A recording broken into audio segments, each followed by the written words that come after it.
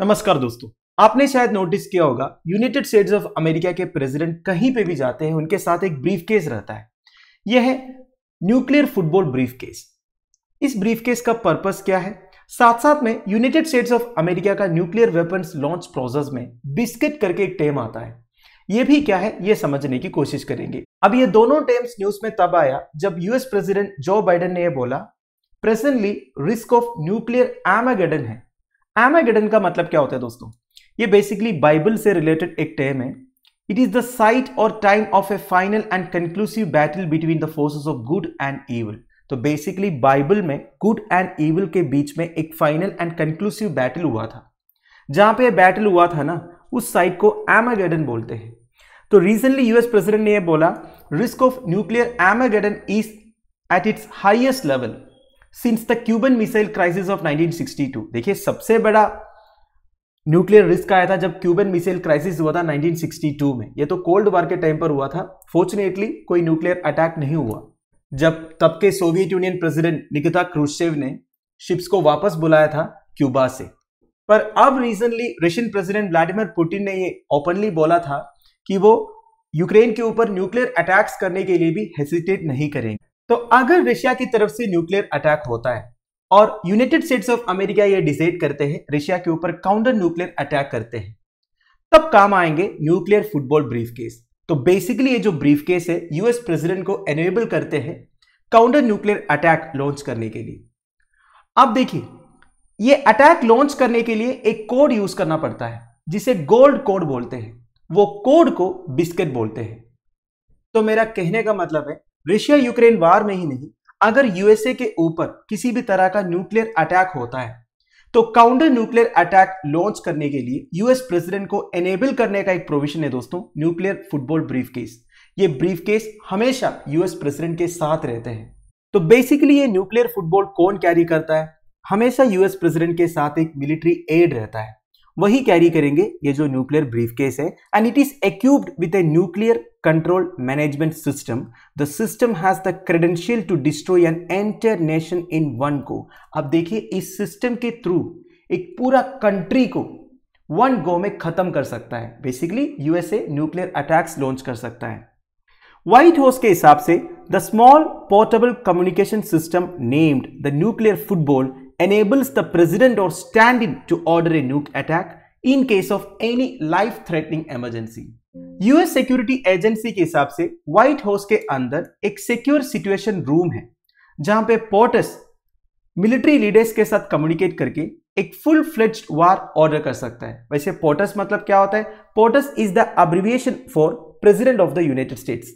ये बेसिकली एक telegraphic code है दोस्तों जो 1890s में ऑपरेटर्स यूज करते थे।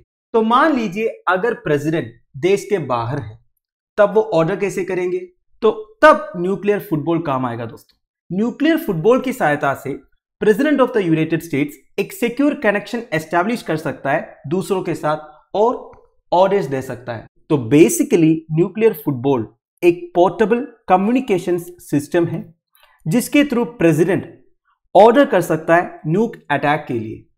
तो प्रिसाइसली रशिया यूक्रेन वार के टाइम पर अगर Russian president Vladimir Putin Ukraine के ऊपर एक न्यूक स्ट्राइक लॉन्च करते हैं और अगर यूएस प्रेसिडेंट ये डिसाइड करते हैं एक काउंटर न्यूक्लियर अटैक लॉन्च करने का, तो वो अपने ऑफिशियल कार बीस्ट लिमोजिन में बैठकर ये ऑर्डर दे सकता है with the help of nuclear football.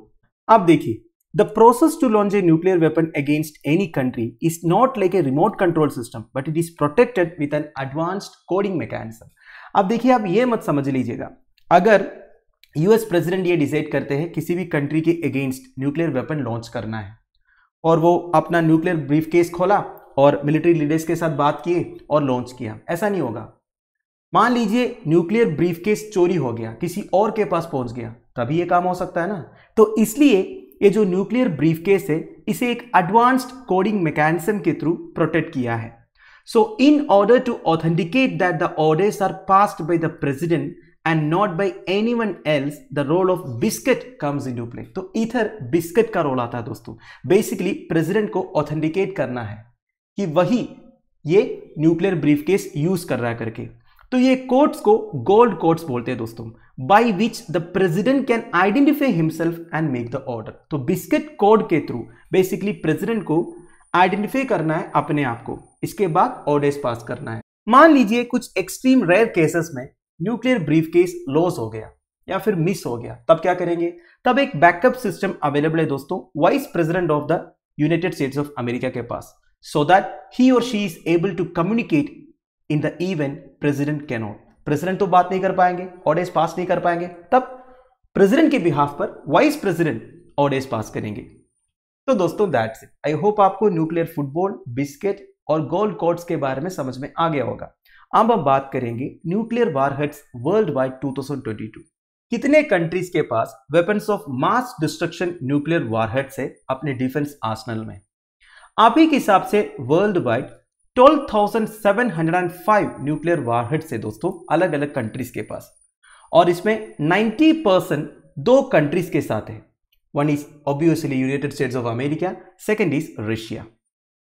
Even though the number of nuclear weapons worldwide has been decreasing since the Cold War, still the same two countries possess the majority of them. देखिए cold war के time पर दोनों countries ने basically USA और USSR ने ये decide किया था कि न्यूक्लियर प्रोलिफरेशन नहीं करेंगे। अलग अलग ट्रीटीज उनके बीच में साइन हुए थे, हमने एनसीईआरटीज में डिस्कस किए थे।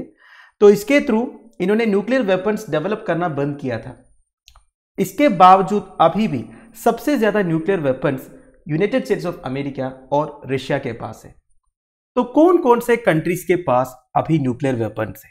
One is United States of America, second is Russia, third is France, फिर China, United Kingdom, Pakistan, India, Israel and North Korea.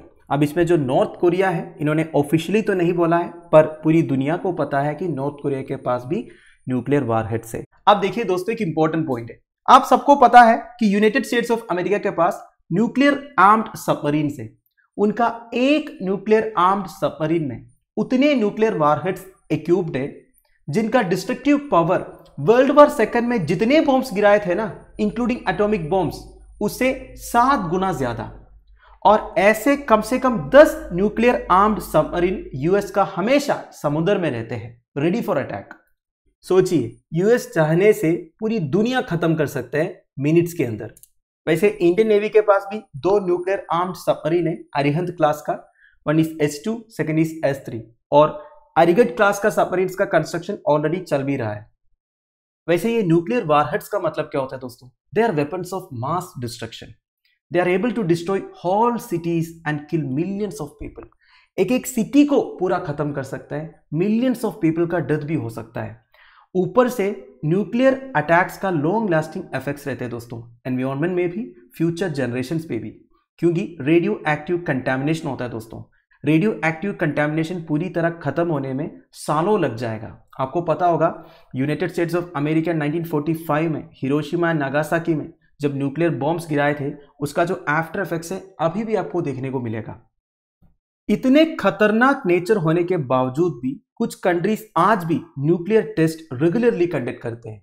कौन सा कंट्री है? Obviously north Korea. फाइनली दोस्तों एक डाटा है, number of nuclear warheads world wide as of January 2022।